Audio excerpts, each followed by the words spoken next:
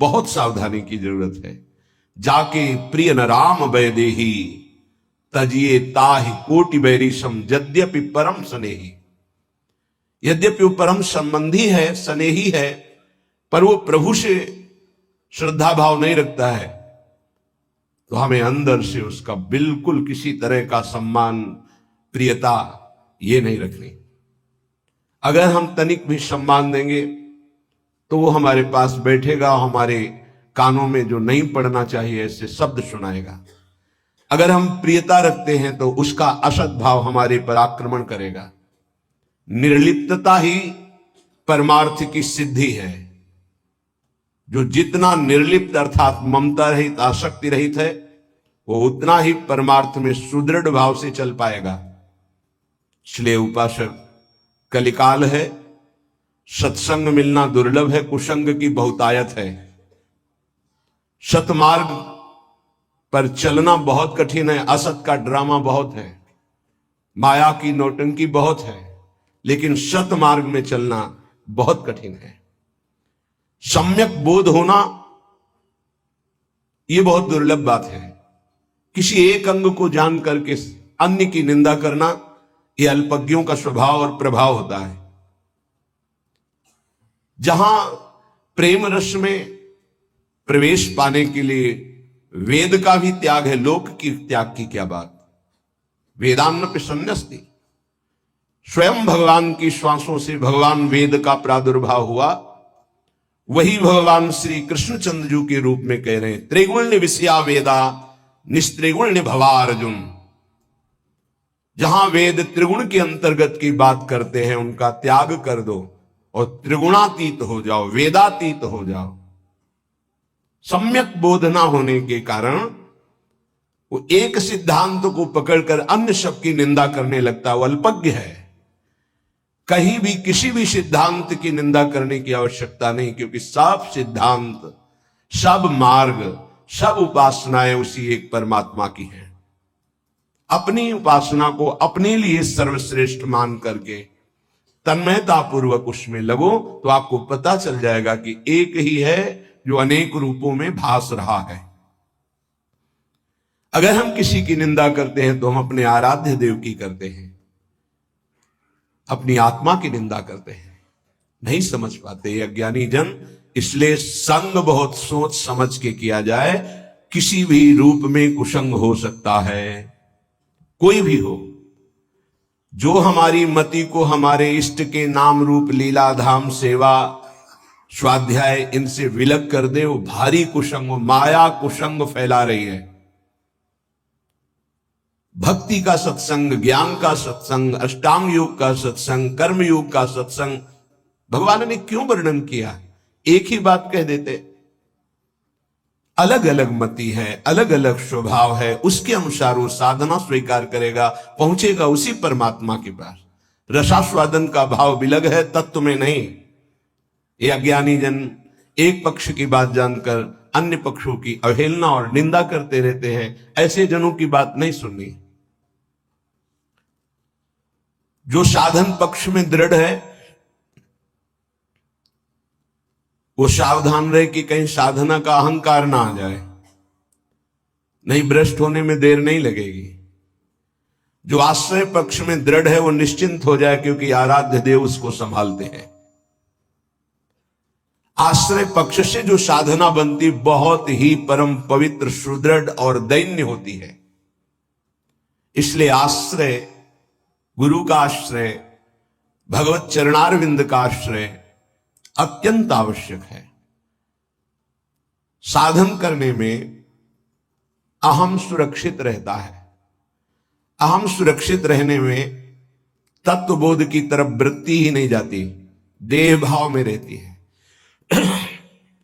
बहुत अवस्थाएं बीत जाने पर शरीर की अपना परिचय केवल बाहरी देह भाव से ही दिया जाता है। मैं अमुक, मैं अमुक, मैं अमुक। क्या साधना हो रही? साधना हो रही इसी उपाधि को मिटाने के लिए। आप शुद्ध हैं, आप ब्रह्म हैं, ज्ञान मार्ग। आप शुद्ध हैं, आप भगवान के नित्य पार्षद हैं, भक्ति मार्ग। फिर उपाधियां क्यों क्यों ये जोड़ा जाता है? मैं अमुक हूं, मैं अमुक हूं, मैं अमुक हूं।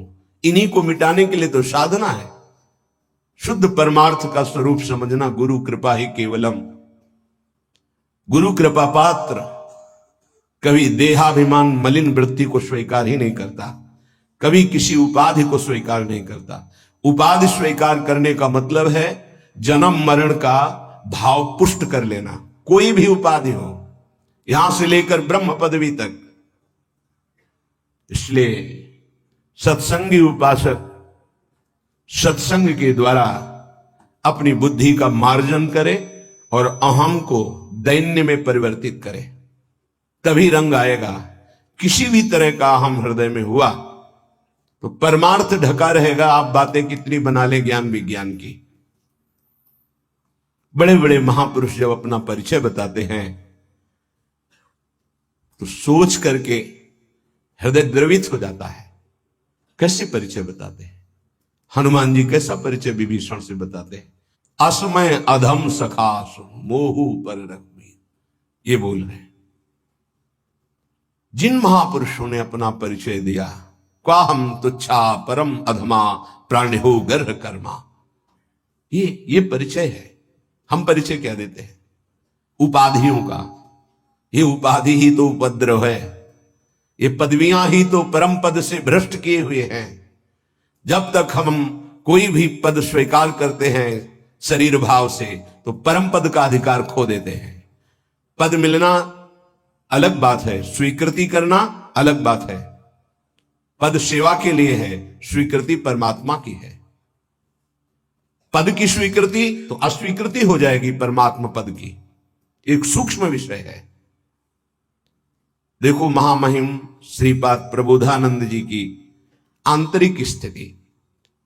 सर्वसाधनहीनोपि, ये महिमा है। खैरे मैं समस्त साधनों से हीन हूं। सत्संग का मनन कीजिए। ध्रुवदास जी कह रहे सब अंग गुणहीन हो, ताको जतन न कोई। एक किशोरी कृपाते, जो कछु होई सो होई। सर्व साधनहीनोपि वृंदारण्यैक संश्रयः, यह कोपि प्राप्नुयात् देव राधा प्रिय रसोत्सवम्। समस्त साधनों से मैं हीन हूं, पर मैंने एकांत भाव में वृंदावन का आश्रय ले लिया। एकांत भाव कहते हैं सिर्फ केवल वृंदावन का आश्रय। बस वृंदावन की कृपा से प्राप्नुया देव राधा प्रिय रसोत्सवम, मुझे श्री किशोरी किशोरजू की प्राप्ति हुई वृंदावन की कृपा से। आश्रय वृंदावन का लिया, ये बड़ी दुर्लभ बात है। धाम का आश्रय बहुत दुर्लभ बात है। इसका परिचय आपको प्रायः नहीं मिलेगा। धाम परम कृपालु है, जिसकी गोद में स्वयं प्रिया प्रीतम खेलते हैं। यदि धाम का आश्रय हो जाए, यहां आश्रय शब्द पर जोर दिया, संश्रय आश्रय। वास तो किसी किसी को मिलता है सौभाग्य, पर ऐसा नहीं कि जिसको वास नहीं मिला उसे प्रिया प्रीतम नहीं मिल सकते, उसे प्रेम नहीं मिल सकता, वो दिव्य वृंदावन की लीलाओं में प्रवेश नहीं पा सकता। ऐसा बिल्कुल नहीं है। समस्त साधनों से हीन हो दूसरे भाव में, लेकिन उसने एकांतिक भाव से वृंदावन का संपूर्ण हृदय से आश्रय ले लिया है, तो उसके हृदय में एक अद्भुत रस, यह कोपी, वो कोई रस, कोई संबोधन करे, वो कोई रस। कौन सा रस? बोले रसोत्सवम, जो महारास रस से युक्त है, जो महाप्रेम विलास से युक्त है। किनका? बोले राधा प्रिय श्यामा श्याम का। श्यामा श्याम का कोई एकांतिक प्रेम, कोई एकांतिक रासोत्सव रस विलास उस उपासक के हृदय में प्रकाशित हो जाता है जो एकांतिक भाव से, एकांतिक भाव कोई मिलावट नहीं, केवल वृंदावन का भरोसा, वृंदावन का आश्रय। इसमें दैन्यता की बहुत आवश्यकता है। अगर अभिमान का नाश हो जाए तो बहुत जल्दी भगवत प्राप्ति हो जाए।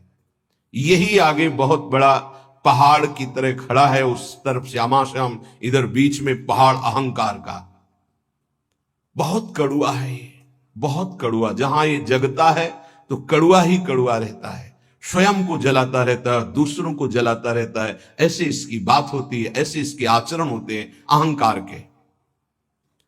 इसकी गलित होने की वृत्ति एकमात्र महापुरुषों के पास, दूसरे के पास नहीं। यदि संत महापुरुषों का आश्रय ले लिया जाए और उनके चरणों की रज का सेवन किया जाए, उनकी आज्ञा में रहा जाए, तो अहंकार नष्ट हो जाए। और किसी से नहीं होगा। रहु गणित तपसा न याति न चेज्या न निरूपणात् गृहाद्वा न छंदसा नैव जलाग्नि सूर्यो बिना महत्पाद रजोभिषेकम। चाहे जो आराधना कर लो, ये और पुष्ट होता है। मैंने इतने वर्ष जल में खड़े होकर मंत्र जपा, मैंने ये मैं तिनकी संगति रहत जाति कुल मद सबनन सही संतत सेवक सदा भजत जे श्री हरिवंश सही। जो रसिक महापुरुष है उनके संग से अहंकार नष्ट हो जाता है। उनकी आज्ञा का पालन, उनकी चरण रज का सेवन, दैन्यता जो प्रियालाल को बहुत प्रिय है वो जागृत हो जाती है। तभी दिव्य तत्व का अनुभव होता है। देखो, अगर वृंदावन वास हो रहा, किसी भी तरह का कोई अभिमान है, तो आप केवल प्राकृतिक दृश्य देख सकते हैं, चिदानंद नहीं। वृंदावन के तत्व को, रहस्य को, लीला को आप नहीं समझ पाएंगे रहते हुए भी। तो वृंदावन ही दिवस है, तज के सब अभिमान तृणते नीचो आपको जाने स्वई जान। वृंदावन में जो अपने को तृण से भी नीच समझकर समस्त अभिमानों को त्याग देता है, वही वृंदावन के रहस्य को जान पाता है। इसीलिए सर्व साधनहीनों भी अपने को श्रीपाद कह रहे हैं, कोई साधन नहीं है मेरे में। अर्थात साधन तो सब है पर अभिमान नहीं है।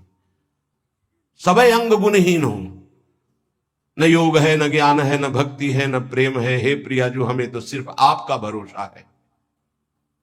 अगर कुछ भी बनेगा तो आपकी कृपा से बनेगा। श्री ध्रुवदास जी, कैसी उत्तम साधना है, आराधना है, स्थिति है, पर स्वीकृति दैन्यता की है। हम छोटी सी कोई साधन वृत्ति तो अहम में फूले रहते, कैसे हम जान पाएंगे प्रिया प्रीतम के प्रेम रस को। थोड़ा सा भजन होता है तो हम महापुरुषों में भी होड़ वृत्ति जागृत कर लेते हैं अपने अंदर कि इनमें तो ये नहीं जो मेरे में है। तुम्हें क्या पता, तुम में जो है वास्तविक उनमें नहीं है वो। अगर तुम अपने की मिटा दोगे तब तुम उनको जान पाओगे। अहम, जब तक वो वस्तु नहीं आती तब तक अहम रहता है, जब तक वो अहम करने लायक वस्तु आती तो अहम नहीं रहता है।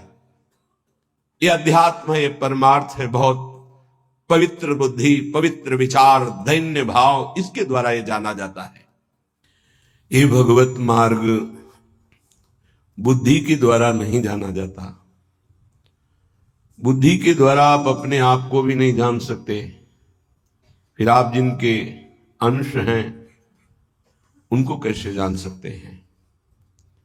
बुद्धि प्राकृतिक है, केवल प्रकृति को भी एक सीमा तक जान सकती, असीम प्रकृति को नहीं। फिर ऐसी अनंत शक्तियां जिनकी हैं उन परमात्मा को कैसे बुद्धि जान सकती है।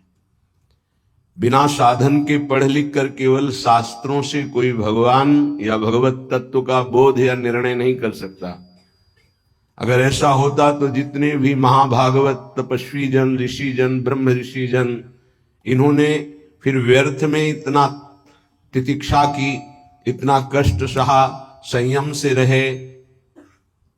आप मनमानी भोजन करें, मनमानी आचरण करें और ब्रह्म तत्व को जान जाएं, भगवान को जान जाएं, तुम्हारी बुद्धि श्रद्धा और विश्वास से परिपक्व हो जाए, असंभव।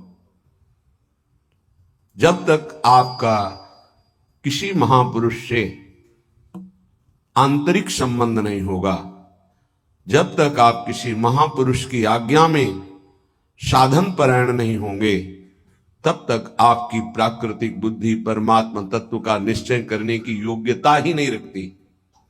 भोगेश्वरी प्रसक्ता नाम तया प्रहृत चेतसाम व्यवसायत्मिका बुद्धि समाधो न विधीयते। श्री भगवान के वचन है। जिसका चित्त भोग और ऐश्वर्य ने अपहृत कर लिया है, उसकी बुद्धि कभी परमात्मा प्राप्ति की योग्यता ही नहीं रखती, उसमें निश्चय ही नहीं हो सकता। और ऐसी बाहुल्यता है जो भगवान को भी एक कल्पना मानते हैं और माया की कल्पनात्मक वृत्ति को सत्य मानते हैं। इसलिए उपासक सावधान। जो श्री भगवान के तत्व को नहीं जानते, जो श्री भगवान की महिमा को नहीं जानते, जो श्री भगवान को नहीं मानते, हमें उनमें भी भगवत भाव करके उनसे दूरी बना के रखनी है। शरीर भले समीप रहे किसी संबंध के कारण, लेकिन चित्त केवल चित्त चोर प्रभु को दे, तभी जीवन सार्थक हो सकता है। नहीं तो माया ने ऐसे पर्दे लगा रखे कि आपको भ्रम हो जाएगा कि भगवान है भी कि नहीं।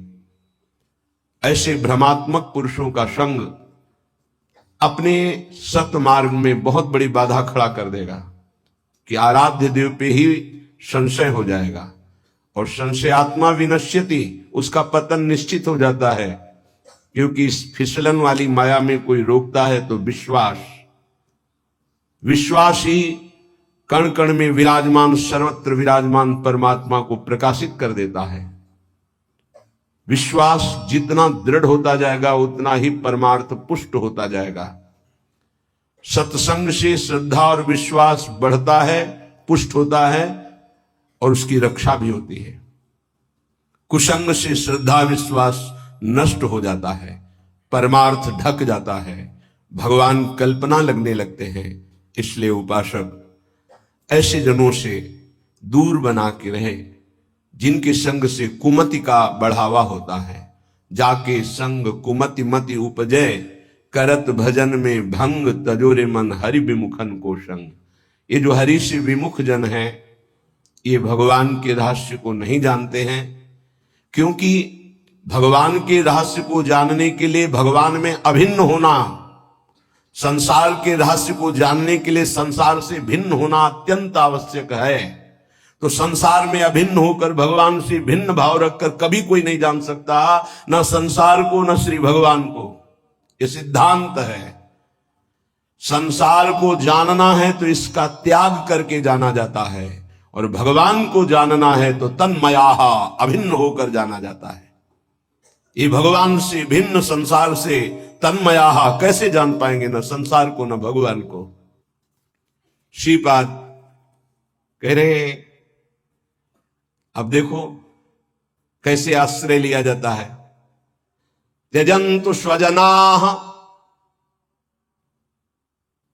बस स्थिति इसी में जागृत होती है। दूरादपास वहां वर्णन कर रहे महाप्रभु। स्वजनान, जिसको हमने स्व से जोड़ लिया वही हमें भगवत प्राप्ति में बाधा पहुंचा देगा। स्व को बिल्कुल अलग रखना है, इसके साथ कुछ नहीं जोड़ना है, यहां तक कि देह तक को भी। अगर देह को भी जोड़ लिया स्व से तो स्वाभिमान जागृत हो जाएगा। स्व को बिल्कुल सुरक्षित रखा जिस उपासक ने, कोई भी स्पर्श स्व का नहीं, यद्यपि नहीं है पर स्व की स्वीकृति से वो बंधन को प्राप्त होता है। शंकर सहेज स्व रूप संहारा तो लाग समाधि अखंड अपारा। स्व को संभारो, स्व को फैला दिया है, स्व को जोड़ दिया है। जनाहा स्वजनाहा, ये मेरे हैं, ये मेरे हैं, बस ये मेरे हैं। इसी को वापस करने की साधना है, स्व को समेटने की। बिखरी पर्यो मन सिमटत नाही, इंद्रन लीनी जीत। इसीलिए कुछ भी परमार्थ का अनुभव नहीं दिखाई दे रहा आपको अपने हृदय में। तभी नाना प्रकार के प्रश्नों की झड़ी लगती है। नहीं तो न सोचती न कांक्षति, न कोई सोच रह गई न कोई चाह रह गई। ऐसा परमानंद की बाढ़ हृदय में आती है। देखो हिम्मत करके। त्यजन्तु स्वजनाः, बहुत सरल भाषा में गोस्वामी तुलसीदास जी कह रहे हैं। जननी जनक बंधु सुतदारा, तनु धन धाम सुहृद परिवारा, सबकी ममता ताग बटोरी, मम पद मनहि बांधी बरी डोरी, समुदर्शी इच्छा कछु नाही, हरस शोक भय नहीं। जिसने इन स्व की ममता को समेटकर मेरे चरणों में लगा दिया, मैं उसे समदर्शी बना देता हूं, उसकी कोई भी इच्छा नहीं रह जाती, ना हर्ष न शोक न भय उसे स्पर्श नहीं कर सकता। उसे बहुत जल्दी मैं महात्मा बना देता हूं और उससे इतना प्यार करता हूं जैसे लोभी हृदय में धन की प्रीति रहती है। श्री भगवान कह रहे, ये ऐसे थोड़ी बंधन मुक्त हुआ जाता है। त्यजन्तु स्वजनाः, ये जो हमारी ममता, हमारी आसक्ति, हमारा अपनापन, स्वापन, शरीर में, शरीर संबंधियों में, शरीर के भोगों में, संपत्ति में है, इसको समेटना होगा। सीधे शब्दों में परमात्मा के सिवा जो भी तुम्हें प्रिय लग रहा है वो सब माया है, प्रकृति है। प्रकृति कभी तुम्हारी हो नहीं सकती, कभी नहीं हो सकती। जैसे ये शरीर तुम्हारा कभी नहीं हो सकता। रोक लो, बाल्यावस्था से यौवन अवस्था, यौवन अवस्था से जरावस्था, मृत्यु अवस्था, रोक लो। कुछ भी तुम्हारे हाथ में नहीं है, केवल तुम इस शरीर से विवेक पूर्वक सत्कर्म करके मुक्त हो सकते हो और अज्ञान पूर्वक पाप कर्म करके दुर्गति को प्राप्त हो सकते हो। इतनी छूट तुम्हारे में है। विवेक के द्वारा स्व को समेटना ही सतमार्ग है। देखो कितना कठिन है। और जिन्होंने गुरुजनों की हृदय से शरण में ले ली, हृदय से समर्पित कर दिया, गुरुजनों ने हृदय से स्वीकार कर लिया, दोनों बातें। जिन्होंने हृदय से गुरुदेव की शरण ले ली, गुरुदेव ने हृदय से स्वीकार कर लिया, सारे बंधन काट दिए। तुम्हें पता भी नहीं चलेगा कि कैसे इतना बड़ा पहाड़ जो ममता आसक्ति का था कैसे छूट गया। त्यजन्तु स्वजनाः, पहला आश्रय के लिए कितना कठिन है। आप देख लो, केवल बातें बनाना ज्ञान वैराग्य की नहीं, अपने प्रियजनों की ममता का त्याग कर पाना बहुत कठिन होता है। 20 साल दूर रहने पर भी हृदय में सूक्ष्म राग बना रहता है। वो जब भगवान या गुरुदेव उसका ऑपरेशन करते तभी वो राग रहित होता है। 20 साल दूर रहने पर न संभाषण, न बात, न चित, न देखना, न सुनना, न खबर, फिर भी वो संस्कार बना रहता है। जब भगवान ऑपरेशन करते तब लगता ये तो केवल कृपा से दूर हो सकता है। हम समझते हैं कि हमारे दूरी रहने से दूर हो जाएगा, नहीं, कृपा से, गुरु कृपा, हरि कृपा, तब सब राग शांत हो जाते हैं। कामम, कितना बड़ा विषय है ये काम, ये बहुत बड़ा है। फिर भी कहते हैं बातें बना लेना बहुत सरल है, इससे मुक्त होना बहुत कठिन है। ये सूक्ष्म से सूक्ष्म और विशाल से विशाल है काम। जब साधना में तन्मयता होती तो सूक्ष्म रूप धारण कर लेता और हृदय में छुपा रहता है। जब तक भगवत साक्षात्कार नहीं होता, इस शत्रु का संपूर्णतया नाश नहीं होता। जहां भगवान का साक्षात्कार हुआ, निज स्वरूप का बोध हुआ, बस फिर बाधा नहीं। मानो भुना हुआ चना, फिर उसमें अंकुरण नहीं उत्पन्न हो सकता। ऐसे भगवत साक्षात्कार की हुई महात्मा के हृदय में कभी काम स्फुरित नहीं हो सकता। आपको लगेगा कि जैसे कामना युक्त चेष्टा से युक्त रहता है, कि बिना कामना के वो कोई कर्म ही नहीं करता, ऐसे वो कर्म करते तुम्हें दिखाई देंगे, लेकिन वो निर्लिप्त कामना रहित कर्म है। तुम कामना से युक्त होकर के तो तुम उसे कैसे जान सकते हो? एक कामना युक्त होकर के पा रहा है और एक निर्लिप्त होकर पा रहा, पाते दोनों दिखाई देते हैं। इसलिए वहां लिखा विषयान गृह्णन्तु मुंचन्तु वा। कामम, पहले त्यजन्तु स्वजनाः, फिर कामम, ये परम पद आरूढ़ में होने की स्थिति। कामम, पीछे आप गीता जी में सुन चुके हैं, ज्ञानियों का नित्य वैरी, महापापात्मा, कभी ना तृप्त होने वाला अर्जुन, ये तुम्हारा शत्रु है, इसे मार डालो काम को। काम को मार देने का मतलब है निष्काम हो जाना। काम अहम में रहता है, अंतःकरण धर्म में। अहम का गलित होना, काम का स्थान ही खत्म हो जाना। अहम का स्थित रहना, काम के सैकड़ों हजारों लाखों रूप हैं। कभी वो मान रूप में प्रकट होता है, कभी प्रतिष्ठा की चाह में, कभी कामिनी की चाह में, कभी कंचन की चाह में। विशेष विशेष इसकी हजारों वृत्तियां हैं। इसको समझ पाना विवेकवानों की बात है। जो भगवद आश्रित हैं, साधारण व्यक्ति तो समझ ही नहीं सकता किसे काम कहते हैं। वो काम को केवल जनेन्द्रीय चेष्टा को ही केवल काम समझता है। देह वृत्ति चमास्तुवा, देह वृत्ति, जीवन निर्वाह की वृत्ति, इसका भी त्याग। परमार्थ ऐसे, तभी तो जिनका परमार्थ में प्रवेश हो गया वो हाथ उठा के कहते केवल भगवत कृपा, गुरु कृपा। मेरी तो सामर्थ्य नहीं थी, ये केवल गुरु कृपा से हुआ है। देह वृत्ति के निर्वाह की भी वृत्ति का त्याग, काम वासना का त्याग, समस्त कामनाओं का त्याग, स्वजन संबंधियों की राग वृत्ति का त्याग। देख लो, तब आप जानना चाहोगे, तब आप मुक्त होना चाहोगे इस संसार से। इस वृत्ति के बाद मनमानी भोगाचरण और निर्णय करने के लिए बुद्धि को समझते हैं कि वो भगवान का निर्णय कर लेगी, है भी कि नहीं है। हम तो कई बार कहते हैं छोड़ो भगवान की बात, तुम कहां हो, कैसे हो, देखा है, बड़े बुद्धिमान बनते हो, इस शरीर में तुम रह रहे हो, नाप लो अपने हाथ से, कोई 10-20 हाथ का नहीं है, नाप लो, 3.5 हाथ का है। इसमें रहते 20 वर्ष, 40 वर्ष, 50 वर्ष हो गए। भगवान को जानने का तुम्हारे पास भाव ही नहीं है। तुम अपने को पहले जान लो कि तुम हो कौन। बस वही मांस के इस ढांचे पर अपना अभिमान किए भ्रमित हो रहे हो। अपने को जान पाए तुम कौन हो, फिर तुम सच्चिदानंद जानने की कोशिश करो। अपने को जान जाओगे तो प्रभु को जान जाओगे, प्रभु को जान जाओगे तो अपने को जान जाओगे।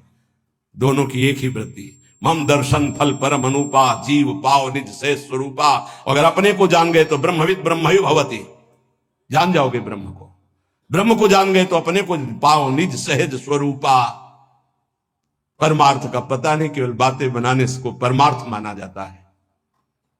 त्यजंतु स्वजनाः कामम देह वृत्तिश्च मात्वा, ये है परम पद का अधिकारी उपासक, जिसने स्वजन संबंधियों के संबंध का त्याग कर दिया अंदर से, भले उनके साथ रहता हो। जिसने काम वृत्ति का सर्वनाश कर दिया, किंचन मात्र कोई भी कामना हृदय में स्फुरित ही नहीं होती। जो अपने शरीर निर्वाह की वृत्ति का भी त्याग कर दिया, वो महापुरुष, वो परम पद में आरूढ़ माना जाता है। देखो कितना कठिन है ये साधन। अब दूसरा लिफ्ट का साधन, यह सीढ़ी का साधन। हम जैसे भी हैं, कामी हैं, क्रोधी हैं, मोही हैं, लोभी हैं, हे श्री जी आपकी है, हे गुरुदेव आपकी है। अब यहां वो छोड़ने की बात नहीं आएगी, वो छोड़ाता हुआ चला जाएगा। फर्स्ट, सेकेंड, थर्ड फ्लोर निकलते चले जा रहे हैं। आशांत रस, दास, सख्य, वात्सल्य, कांता, सहचरी पद, वहीं जाके गेट खुला। तब उसको पता चला मैं कहां हूं, बोले सहचरी भाव में। कृपा, बस ये कोई हलचल नहीं। आप बैठ चुके हैं लिफ्ट में, लिफ्ट चल रही है। राधा राधा राधा राधा, मन क्रम वचन त्रिशुद्ध सकल मत, हम श्री हित हरिवंश उपासी, चल रहा है। नहीं आपने परिवार के राग का त्याग किया, मुझे कुछ पता नहीं। नहीं आप निष्काम है, मुझे कुछ पता नहीं। नहीं आपने देह वृत्ति का त्याग किया, मुझे इसका भी पता नहीं। तो आपको पता क्या है? गुरुदेव मेरे, श्री जी मेरी। इसे कहते हैं आश्रय। आश्रित है तो आश्रित के समस्त बाधाओं को आश्रय दाता निवारण कर देता है। बहुत प्रवीण कृपालु श्री भगवान है, बहुत ज्ञान समुद्र है। जो हम जन्म जन्म में नहीं त्याग पाते, वो 1 सेकंड में छुड़वा देते हैं, 1 सेकंड में। इसलिए भरोसो दृढ़ इन चरणं किरो। सब बड़े बड़े हार करके यही फिर बोले, पहले दौड़ लो, थक जाओगे, फिर आके बोलना हरि शरणम हरि शरणम।